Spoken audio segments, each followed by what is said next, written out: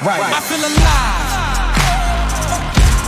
alive. Welcome to the ADVMoto Podcast. This is the podcast for Adventure Motorcycling Magazine. I'm your host, Nathan Slayball, and on this podcast, you're going to hear from editors to contributors, and you're going to hear ride reports, gear reviews, and stories from people like you and me that are out there riding. And on this episode, our first episode, I'm excited because we have Justin and Kyra here from West by 1000, and they're managing editors at the magazine, and they just rode the KTM 390 adventure down in Baja, Mexico, and going to tell us a little bit about that. So then we have a story from Matt Wilson. He and his wife, Brayde, rode down to South America, and they're going to tell us a little story about how sometimes breaking down is the best thing that can happen to you on an adventure. And then we're going to wrap up with a gear review by DiMaio. He's going to tell us a little bit about a new tank bag that's hitting the market. So welcome to the podcast. Let's go. So I'm here with Justin and Kyra, founders of West by 1000 and the managing editors at ADVMoto Podcast. Welcome, guys. Hi. How's it going? So we're going to talk today about small displacement bikes, and are they still relevant? What place do they have in today's motorcycle world?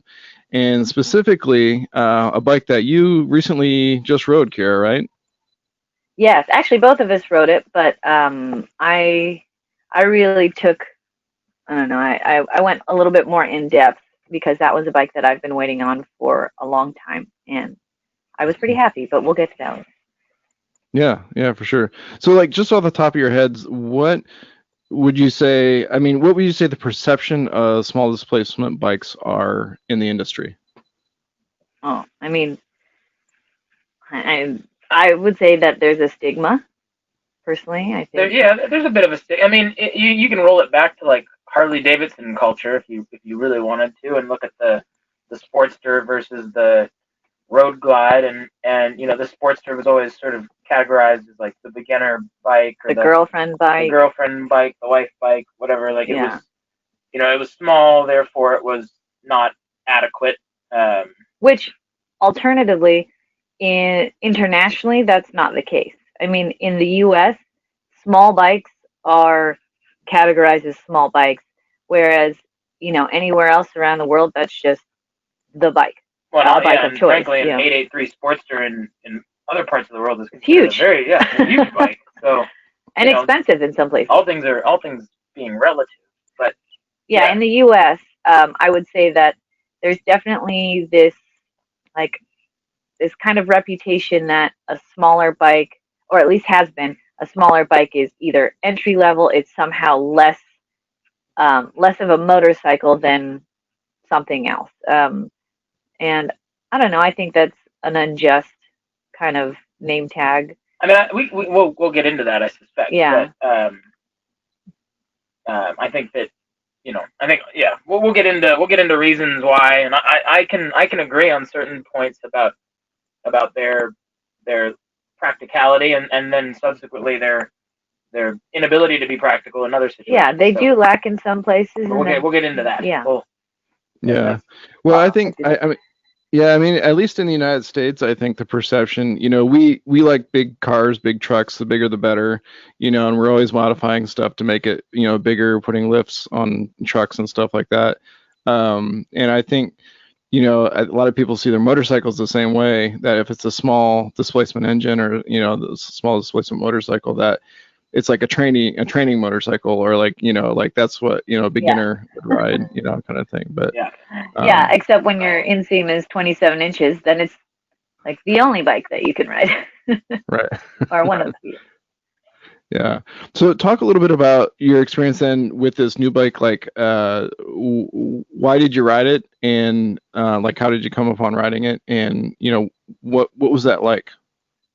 So I think we'll start by defining the bike. The bike was KTM's new 390 Adventure, which they, I believe, as far back as 2016, they sort of teased the concept. They had released, the original concept was effectively like a 450 EXC with more bodywork and lower suspension, and then it kind of it became It evolved. It became the Duke. They took the Duke 390 motor. And took the 390 motor and put it into a frame, its own frame that was derived from the 450 and the rally bike. And finally, after 4 years, dropped this thing on us, which she's been waiting for that entire time, because I think we were in the Philippines and we rode the 390 Duke in the Philippines, and I mean, we love the motor. Yeah, it's fast, it's fun, it's responsive, and it's, you can ring it out, especially, again, we're in a third world country. The roadways aren't exactly very wide or developed, but it was still perfect there. And I can imagine, considering how people have reacted to it in the U.S., they love the Duke bike, the Duke models. Yeah, no, it was, and in the Philippines, it was like the perfect, it was, by all standards there, it was a fast motorcycle, a big motorcycle. Most people are riding around on 125. Yeah. And here we have this 400 KTM, and so we were familiar with the power plant and really enjoyed it. And then I think at that time we'd even made a comment like if they turn this into an adventure model, it'd be like the perfect bike for her, be great. Just given her size. And we had been looking for the right adventure bike for me. Justin has endless options, and for me, even before the Versus X came out, Kawasaki's Versus, and that bike was great. I had really good things to say about it. There were definitely shortcomings, and altogether, aside, there's one or two bikes that aren't considered just like toys. Like, there really wasn't a lot of options that felt like it wasn't just a placeholder. Like, it wasn't just OEMs trying to fill a space in the small displacement sector. Yeah. And I feel like with the KTM, long story short, I feel like they covered all the grounds. They provided a real motorcycle in that space. And I think it's especially, I think it's good to point out that it's because, it's being made in India, and it's made in an area, in a market that the demand is super high for that size and that quality.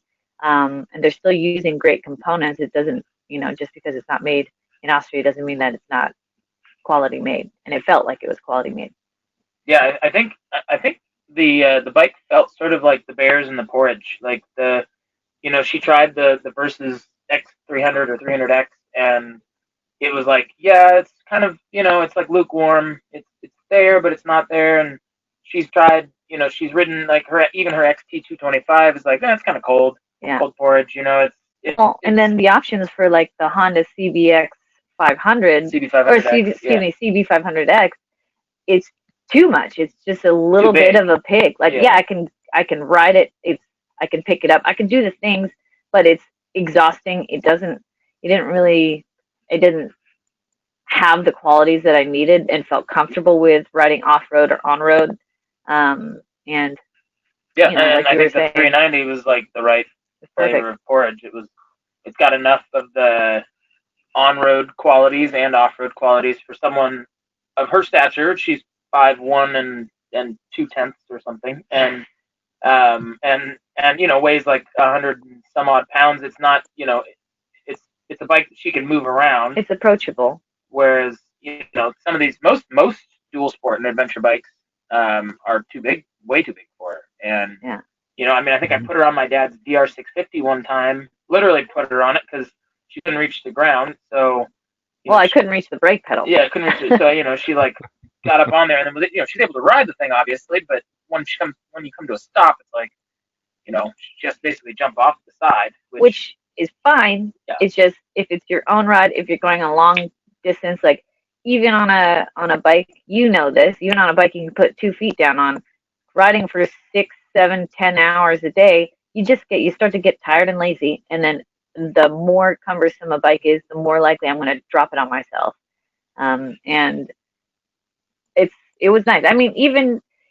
We're talking about this like, it's a great bike for me, but at the same time, I feel like it couldn't be categorized as a small bike or a beginner bike quite like the others, because it satisfies the needs of someone who's male, female, heavier, average size, even taller, even heavier.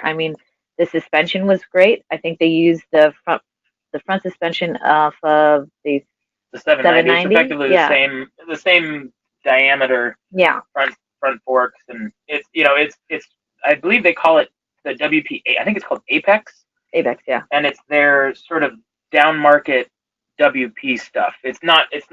They're also using like the Brembo.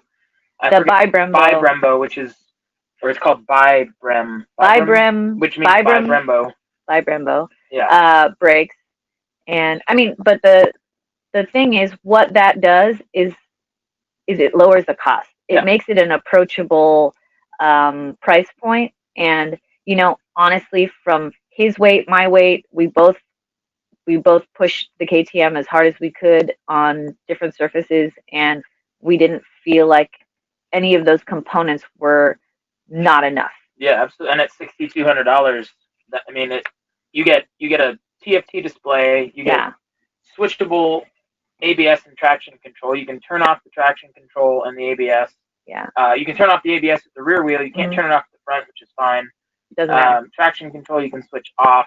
It has a quick shifter, so when you're on the pavement, it's like at $6,200. You feel sporty. For a quick shifter, that's pretty good. Standard equipment, not some kind of aftermarket or OEM accessory. Like that's a really good deal. I rode out of that thing. I mean, I did not. I was we went out riding with a friend of ours who was on an Africa Twin, and I made it a point to hit every big rock, ledge, bump, washout that I could to see like where am I going to find the end of the stroke on the suspension. I'm 175 pounds, and I was riding it as hard as I could to keep up with a friend on this Africa Twin, and I never saw any shortcomings in the suspension or in the brakes. I think that if my critiques would be that if you turn the key off or turn the bike off, period, when you turn it back on, you have to reset everything. You have to turn off the traction control again, which requires you to sit there with your thumb on a button for a while, and that's annoying because if you just want to stop and take a quick chat, or you just killed it real quick on a hill, and now you're on this hill, and now you have to turn on all these components. That was a pain in the ass. Aside from that, I mean the riding position is a little more aggressive. The foot pegs are leaned forward. Aggressive meaning like in the street sense. Yeah, I would say anyone who's buying this for a more dual purpose, would want to maybe put bar risers on it, would maybe want to adjust the foot pegs. There's a few little details to change out the hand guards for something a little bit more substantial. Yeah. But all in all, I mean, you get it with a skid plate. I think, does the skid plate come standard? It's not really a skid plate. But I mean, you have something to suffice until you want to put down money on all your farkles and your upgrades and stuff. Yeah, it's pretty normal. I mean, in terms of buying a new bike, you're going to want to change. If you're going to ride it off-road, you're going to want a better skid plate, better hand guards, probably bar risers, better foot pegs. Those are sort of the first steps. The exhaust, obviously, you could shed some weight by putting a better exhaust on it. But really, honestly, the little having to futz with that switch every time the motor or every time the power got turned on and off, that was annoying. The foot pegs were a little leaned forward. When you're standing up on them, you feel like you're kind of like tipping forward. And if your feet are small, don't notice it. I didn't notice. I knew it existed because we watched a few videos beforehand. It didn't make a difference for me. I was pretty comfortable with it. But, some people will feel like it's an issue and some people won't. And I'd say that the only other gripe? Yeah. Cast wheels, but those are things that you can change. It's more like when you're on the road and you're hitting how many RPMs? When you're hitting whatever, gear, doing 75 miles an hour, it starts to flash and it starts to it's just a little bit on the annoying side if you're someone whose peripheral is sharp enough to see that, or you tend to look down at your controls. But for the most part, again, I didn't notice it. I'm usually looking forward in the mirrors. It didn't bother me that much. So it's just something to mention. Didn't bother me. Read all of this in Kyra's review. Yeah. And more. In September. Yeah. Yeah, so as managing editors, you guys will be doing a write-up on this, and it'll be in the September issue. And there's actually quite a few pictures.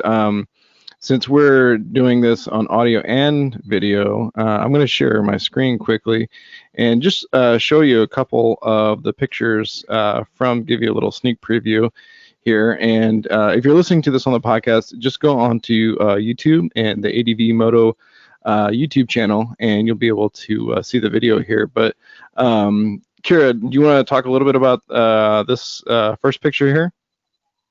Yeah, I think we just gotten, I think this was kind of high noon sort of thing. We had just gotten to another location where we were going to start checking out. I mean, it was a beautiful location. Keep in mind, this was all being shot during quarantine or towards the end of quarantine as we know it. And so a lot of things are closed. A lot of trails have been shut down for a while. Parks are shut down. And so a friend of ours outside of Rancho Cucamonga took us to, I think, the San Bernardino Mountains. And so, long story short, they have these epic like vistas, and we made a point to stop at a lot of them. And here, like, keep in mind to climb up to this little spot. We're kind of on a ledge. It was a little bit rutted. It was a kind of a short, steep hill. And I mean, I don't know how clearly you can see the tires. They're a little bit more road than dirt oriented, and they were perfect. 70s, yeah. And I think they are either 60-40 or 70-30 split, more pavement oriented. I don't remember what the designation was, but they were perfectly. They're fine, capable. I mean, a lot of people that we've talked to who have actually had experience with the bike already, they say, "Oh, we'll put more aggressive tires on it." But honestly, especially if you're someone who's doing a lot of long distance on the pavement, they're perfect on the pavement. And I didn't really have problems with them in any situation, at least that I experienced that day. They're a little cup, they're good for leaning the bike over, off road. You could stand to have some sharper edges, a little bigger knobs, but yeah. Is it a dual compound? Is it a dual compound tire? That's a good question. I don't know. I presume because it's the TKC 70 is their more road oriented version of the TKC 80, which is one of that's one of the favorite adventure bike tires on the market. Yeah. Its downside is simply that it they get eaten up. They're kind of soft, so they get eaten up pretty quick. Yeah, and a lot of these guys, again, the adventure bike, it's for the distance, so a lot of people end up on the road a lot longer than they want to, or on pavement a lot longer than they want to, and that just makes it a more comfortable ride, I'd say. It wears and tears on the tires a little bit less, and again, I mean, I went through sand and slippery stuff, and I don't really have any issues. They're fun. I think as a tire equipped from the OEM, they're pretty good choice. Yeah. For that bike, and especially for the market that they're, this is a global market bike. I think that's a big point that a lot of folks don't understand or that they just overlook, is that this is a global market bike. It was designed to be sold everywhere in the world and not just in North America. However, our friend Quinn Cody, former Baja 1000 champ, Dakar Rally racer, he is now KTM's adventure bike product manager. Don't quote me on his role, but he works in the ADV bike product line, and he had a very direct hand. Yeah, direct hand in the development, not the development, but how this bike came to market in North America. He was able to sort of voice the feelings of North American riders to KTM directly and say, hey, we, a lot of the roads that we ride to get to the dirt are highways, and you've got to be able to do 75, 85 miles an hour on the highway to get there. And then once you're there, we ride pretty hard off-road, and we have a lot. I mean, we have endless trails. I think only 5% of the roads in the United States are paved. The rest are all dirt roads. And so, like, we ride really hard off-road, and it's a recreational activity. So it's not like not like just taking a dirt road to get back to your house to business, or to your work, restaurant or something. excuse me. It's, we do it recreationally, so that means that when we do it, we're doing it for fun. We're for doing fun, it. and we're pushing our limits. Yeah. We definitely. I personally pushed that bike as hard as I could. To sort of, I found the end of the stroke in the rear shock. The front suspension is fully. They're both fully adjustable, which again, and on the fly. I mean, it's got clickers on the top. You don't need a tool to adjust the front suspension, which is really nice. That's pretty cool. Yeah. You can just throw it up a couple of clicks if you're feeling nice. off. Yeah. So, that was one of the things I was going to mention is like, I wonder if, bikes, because these bikes are pretty light, and, as more people get into overlanding and bringing more toys, with them as they go out on the back roads, the forest roads and stuff like that, I could see this being like a really, someone who wants to go blast for the weekend and, have like the, just like a truck with a camper and then throw this one back.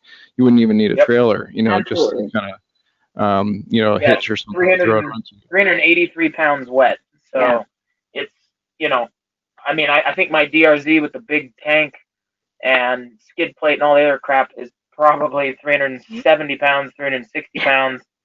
So, it's in that ballpark, and it's a lot more comfortable and fun to ride on the pavement than my DRZ. I mean, it's still a KTM, and KTM makes super fun bikes, and it has a lot of the qualities that KTM offers normally. So it's like you don't feel like you're just taking a clapped out dirt bike on the back of your trailer or on the back of your overland vehicle or out for the weekend. Like you're really taking a bike that's ready to handle what you want to put into it. But on the subject of the stigmas of small bikes or just small displacement stuff in general, it goes back to what we were talking about regarding the way that you get to dirt roads in North America is almost always involves a lot of highway. And I think one of the stigmas is that, if you're going to get onto the interstate, you got to be able to keep up with traffic, and you have to be able to do it safely. And some of the small bikes, a lot of small bikes can't do that. They don't have the umph. They don't. Here's XT 225. 65 miles an hour is kind of its comfortable spot, and 65, here it's not enough. In the West, 65 miles an hour is not cutting it. Oh yeah, and I mean it's just aside from the fact that they are smaller, and for those of you who split lanes and things like that, a smaller bike is lesser seen, and I think that having the ability to twist the throttle and get yourself out of a situation quickly is very important, because not everyone's going to see you. Even if you're huge, not everyone can see you, and so being able to get yourself out of a situation and be in control at all times with the use of speed and brakes is important, and I think KTM has that. I caught a lot of for writing an article a couple of years ago when the new Honda Rebel came out. They offered in a 300 and a 500 variety, and the 500 was tip. It was great. 500 was great. It had plenty of power. It was the exact same frame, ergonomics, geometry, everything's the exact same. But it was the weight was about 35 pounds difference. I mean, it was very, very nominal.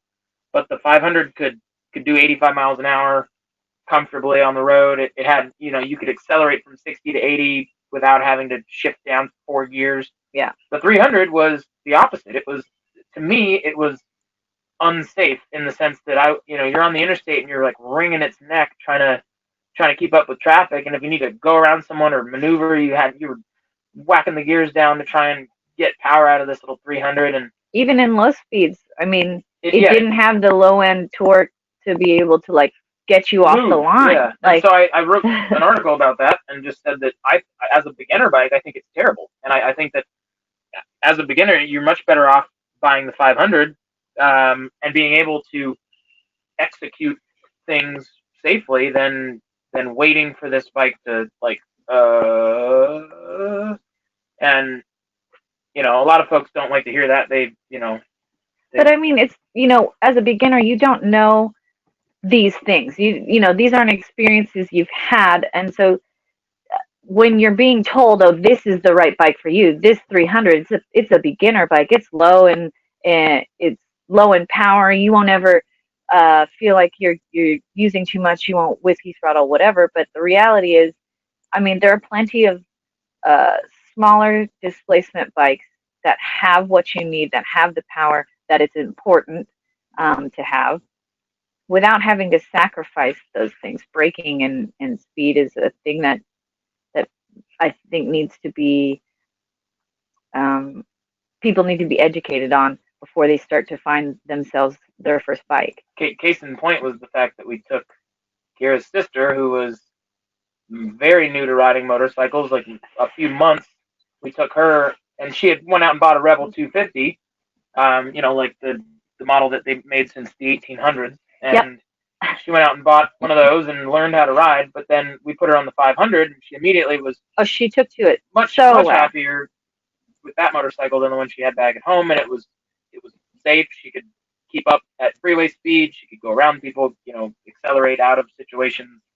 And I think that for me, it's like there's like a happy balance between small bikes. Sure, yes, small bikes they're not bad. There ought not to be a stigma attached to them, but too small in North America is an issue. And, you know, it's just because of the roadways that we utilize, the highways. I mean, you need the right tool for the job. And in this circumstance, in the U.S., there is a level that we need for our tools that we're using to be able to execute riding a motorcycle properly. And even beginners need the right tools to start with. And especially learning on something that isn't the right kind of bike for what you're using it for, and then conditioning yourself to thinking this is how it's supposed to be.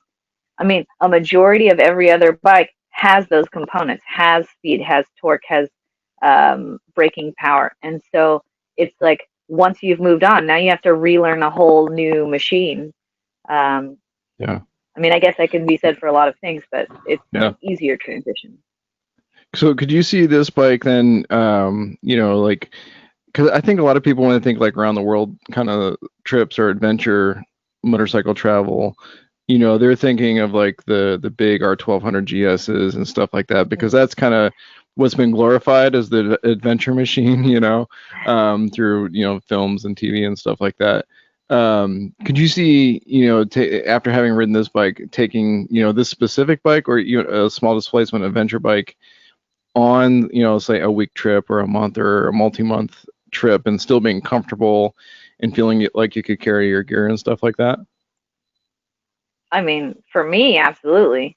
I mean, unfortunately, that's my only option. But in you know, contemporaneously, the mid-weight adventure bike has started to come into favor. The Tiger 800s, the Africa Twins, the T700s. And I feel like that has kind of become the gateway to smaller size, more manageable adventure bikes. And it doesn't take away from their, you know, luggage capacity or their what do you call it? The mileage that they can travel. You know, it's just because it's smaller doesn't mean it's not going to perform, doesn't mean it's not going to go as far, and doesn't mean it can't carry as much. And I think the KTM, for someone of my size or someone who just wants a cheaper, more approachable bike, who maybe has a shorter inseam, whatever the case, it's a really capable vehicle. Frankly, once you get outside of the United States, and if you're heading south, or, you know, they don't have the highways in the states that we do, and so you don't need a bike that can do 90 miles an hour with the cruise control on. I mean, it gets dangerous because there's so much on the road. Yeah, you know, it becomes unnecessary. I'm also the wrong person to ask, because I will ride anything, anywhere, any distance. Yeah. I'm masochistic. I think that's fun, and I would, you know, to me, I would take the challenge of riding something smaller, painful, or even something huge. You know, challenging yourself right now. I feel like I hear a challenge you're making. Well, I wanted to. I had pitched an idea years ago about riding like 250cc sport bikes from LA to Austin, Texas, to go to the MotoGP race. Yeah. I thought, you know, how funny would that be to to ride all the way, halfway across the country on a little 250 on these little Ninja. buzzers. Yeah. And everyone's response was like, "You're an idiot. That's terrible." And I'm like, "Well, that's the idea." I mean, we were really close story. to doing it, and then we ended up doing our Scouts Honor trip, where we that was our first introduction to the Indian Scouts. So instead, we did it on cruisers. Yeah, which was the diametric opposite. Yeah, didn't fulfill my desire to punish myself on a little buzzer. I mean, that 390 adventure, you could ride that thing anywhere you want. Yeah, and actually, the seat, if we're talking about long distance, comfort is a big thing when it comes to that, and the seat is incredibly comfortable. Yeah, like, we were both on those that bike for, 10 to 14 hours. Yeah. Like, morning till sundown, and I never noticed it. I rode it in traffic because usually I'd split, but I was following the car, and just, it didn't get annoying. Let's say that it didn't hurt my seat. I didn't feel uncomfortable. It's very easy to fidget around when you're driving slow speeds and you're on a bike with insufficient cushion on your tushy. So. Yeah. Well, cool. Well, thank you guys so much for coming on the show, and I'm excited to see your article in September's issue. Where can they find you? I mean, obviously managing editors for ADVMoto Mag, so they can find your stuff in the magazine, and then West 1000 stuff. Where can they find that and see like Scouts Honor and some of the stuff that you mentioned? You can see, well, our website is westx1000.com, and you can see some of our previous editorial from there, and the video series Perpetual Motion that we three did together is on youtube.com/westx1000. Yeah. And then #plug. Yes, and if you want to reach us for anything Adventure Motorcycle Magazine related, you can reach us at content@adventuremotorcycle.com. Yeah. Perfect.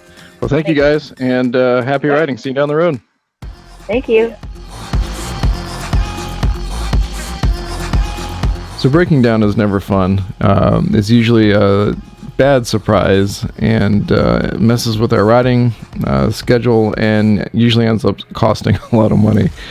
But on the other hand, it forces us to interact and meet people that we probably would have never met. And especially if you're traveling in a foreign country or a place you're not familiar with, it makes you vulnerable in that environment, and that forces you to be at the mercy of others and their help. So Matt Wilson and his wife Brayde were riding in South America, and here's what happened when they broke down. I'm here with Matt Wilson at TourTech, and Matt, just briefly introduce yourself, who you are. Okay. Well, I work at TourTech. I'm the product line manager here in Seattle, and I live and breathe motorcycles. It's in my blood. Everybody in my family rides, and so it's my passion and it's my career. So I'm a pretty lucky guy. Yeah, that's pretty awesome. Now, Matt just completed a trip from, I don't know, you have to tell us, from how far down to Tierra del Fuego down in South America? Mm-hmm. Yeah, my wife and I left Seattle, rented out our house, sold a lot of our belongings, and rode to the tip of South America in Ushuaia, and then shipped our bikes home. It was kind of a lifelong dream, and we finally made it happen. That's so cool. Now, I'm sure you have like a bazillion crazy stories from the road as trips like that, tend to bring about. But you were mentioning one in Argentina, I think, right? Mm-hmm.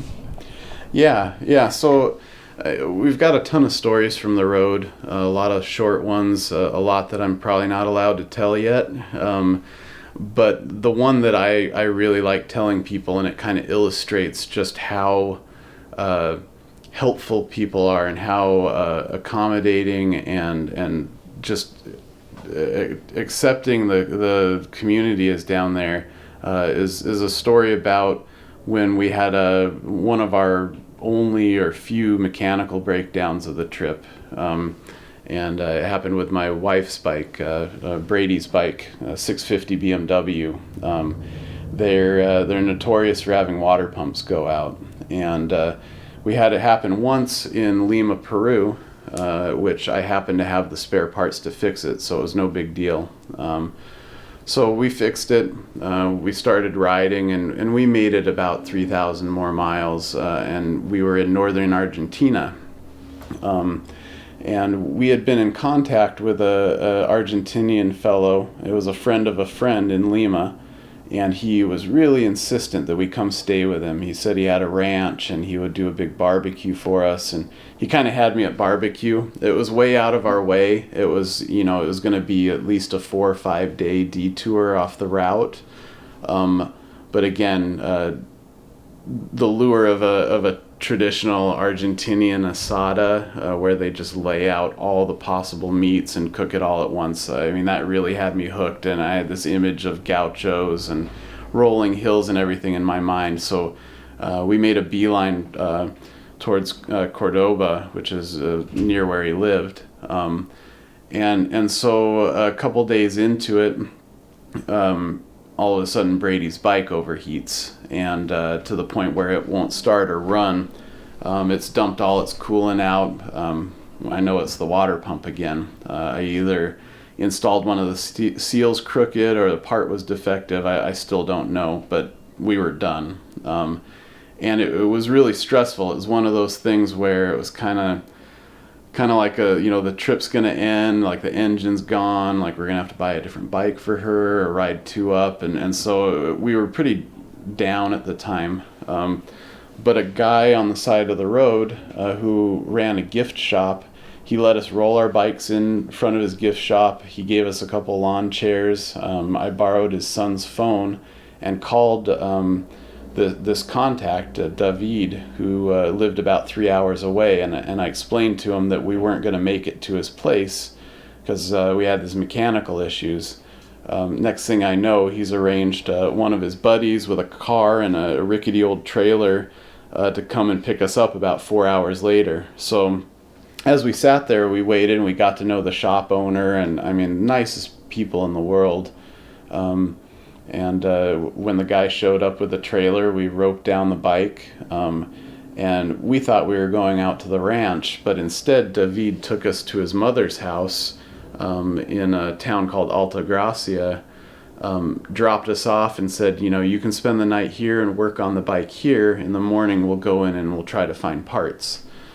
So here we were, stuck at this house with an 80-year-old woman that spoke no English, and was just fascinated with us, and it was one of the best experiences in the trip because we were forced to speak Spanish, which at this point in the trip we were both pretty fluent, but we talked about families. We learned her whole Italian, Argentinian heritage, and compared pictures of everybody's families, and this went on for several days, and she herself wouldn't eat much, but she, being I guess an Italian Argentinian grandmother, made sure that we were eating plenty, and so she would have a chicken brought to her house at least twice a day, and she'd cook a whole chicken for us in different ways, and then she would sit and she would watch us eat it, and if we'd stop, she would make sure, she would tell us to keep eating it,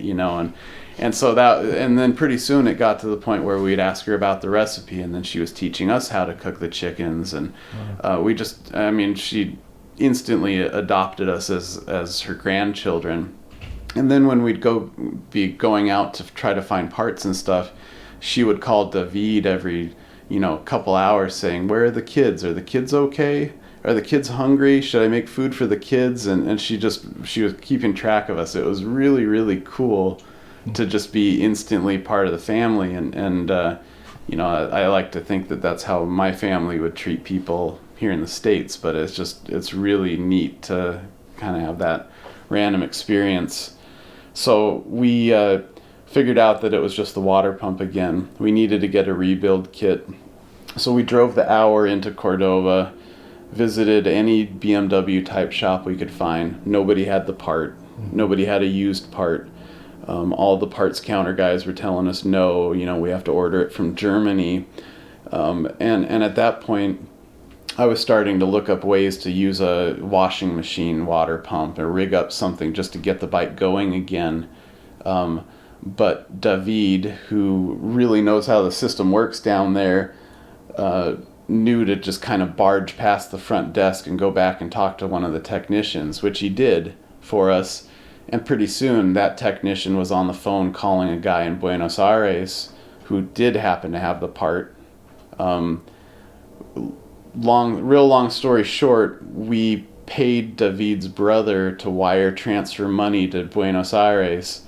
The guy in Buenos Aires boxed up the part, put it on a seat in a bus, and then the bus went from Buenos Aires to Cordoba in one day, and we had to drive the hour back up to Cordoba the next day and pick it up from the bus station. And we got the part. I mean, it was just like this miracle. And, you know, we had to jump through so many hoops, but it was just amazing, like, what you can get done when, like, it really comes down to it. So a day later, the new water pump was back in. We rode out to David's ranch, finally got to spend time at his ranch, had the traditional asada, just hung out, ate fresh food for a couple days. I mean, just really enjoyed it, relaxing with him, and rode some of the sections where the Dakar Rally had been, just in the beautiful Argentinian, you know, grasslands and farm country. And I mean, if we hadn't taken that 4-day detour, we wouldn't have seen that. But if Brady's water pump hadn't have gone out, I mean, half of that experience, which I think was one of the best experiences of the whole trip, like it never would have happened. So at the, you know, and I think it's real common with all traveling. At the time, you just, it's just the pits, you know, like you're down and out. But looking back on it, I mean, I'm kind of glad it happened, you know, like it wouldn't have been the same otherwise. And you know, now we have this, we call her our Argentinian grandma, you know, and we have this whole family there in Cordoba that you know, I hope one day I can repay the favor. So, but yeah, to me, that's what traveling's all about. That's amazing. Yeah, as Matt's been talking here, we're in his office. His screensaver, there have been pictures from his trip, kind of cycling through from the exact story. If it's cool with Matt, we'll have him send me a couple, and we'll post them on the blog or the podcast notes there for so. Sure. Yeah, absolutely. I think I've got some pictures with Berta as we were leaving, and she actually started crying when we were leaving. She was so attached to us, and she kept saying, "When are you coming back? You know, you got to come back and visit." And so, you know, I think that's probably got to happen sometime in the next couple of years, making a trip back just to see everybody. Yeah, that and the pet owl, right? Yeah, they had a pet owl named Pepe that would sit on your shoulder, and you'd feed him scraps of meat at dinner, and that was pretty cool too. That's awesome. All right, thanks, Matt. I appreciate it. Yeah, you're welcome. Thanks a lot. So if you want to check out their blog, which I highly recommend, really good pictures on there, and he goes into some more detail, just go to adventuremotorcycle.com, click on shows, and then go down to where it says podcast on there, and you can see a link to their blog and some pictures. So now it's time to talk about some moto gear. So I'm here with Dan DiMaio, and he is one of the reviewers for ADVMoto Magazine. And in this issue, he has a couple things that are reviewed, but one of them is the tank bag. So welcome to the podcast, Dan. Yeah, thanks for having me. Yeah, it's great to have you here. So talk a little bit about was it a tank bag in this issue that you reviewed? Yeah, Giant Loop came out with a new minimalist style tank bag. You know, I don't know if any of you all like me, but I don't like riding with tank bags, but you know, once you do, you're kind of hooked because they are super convenient. But yeah, this tank bag is small in size, but you know, enough room to fit your essentials, your phone, your wallet, some chapstick, earplugs, things like that. Nice. What did so talk a little bit about like what is the tank bag, and like why do you like it? What are the pros? Let's start out with the pros, and then we'll hit the cons of it. Well, again, compact in size. It's fully waterproof zippers. I did test it in some rain, and it did pass that. None of the contents inside got wet. The size is definitely easy to live with. It does have a strap on the underside that you can zip it off once you get to your destination and carry it with you like a little tote. And it was just a super simple installation. Nice. And you said, and this is a pretty small tank bag. For those of you watching on the podcast, if you go to YouTube, you can see the video version of this podcast. Dan's got it here on screen, and it's basically about, I would say, the size of what we say, like a loaf of bread, maybe. It's smaller than a loaf of bread, but very similar. Maybe 3 inches smaller than a loaf of bread. But yeah, it's super small in size. It does have a clear top that you can set your phone in and still use your GPS. The screen is touch sensitive, so you can still maneuver your cell phone, when out riding or out on the trail. Just a super cool tank bag. I've been waiting for one of these for years. So nice. Yeah.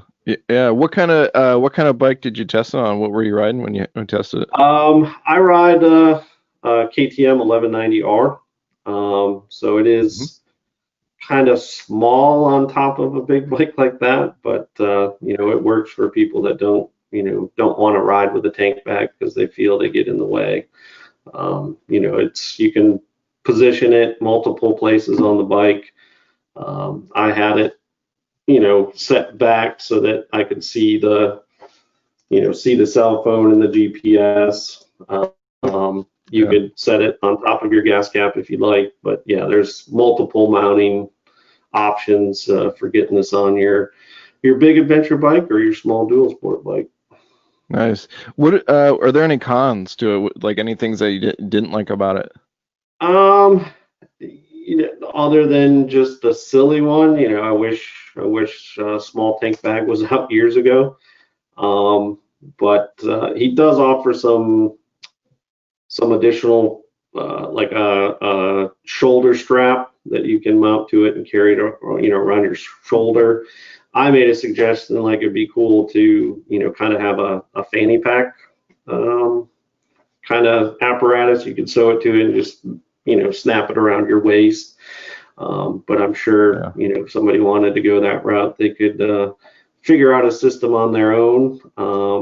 The other thing, I was talking with a riding buddy over the weekend, and I actually need to call Harold over at Giant Loop and suggest this to him. For the bikes that are out there that still have metal tanks, it would be really cool to have a magnetic system for it. Maybe a small magnetic or magnet that you could zip on the backside and then stick one on your tank, and you could just position it wherever you wanted to on the tank.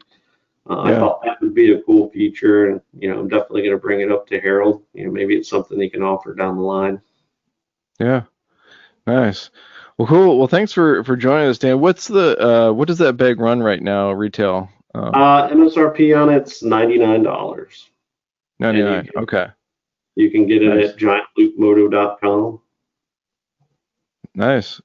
Yeah, and if you want to read the full review by Dan, and also I think he reviewed. I think you said there was a clutch that you reviewed as well in this issue. Go pick up. Oh, sorry. Go ahead. Yeah, it was the Recluse Radius clutch system on the 1190. Nice. Yeah, so if you want to read those reviews, go pick up the current issue of Adventure Motorcycle Magazine, or you can do a subscription online there and check it out. Thanks for joining us, Dan. All right, thanks for having me. All right, take care. Cheers.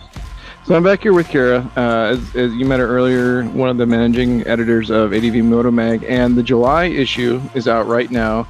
And this segment is going to be an ongoing segment. Each episode we'll give a little sneak peek of what's coming up in the issue. So, Kyra, tell us a little bit about just a couple things of why people should go check out July's issue of ADVMoto Mag.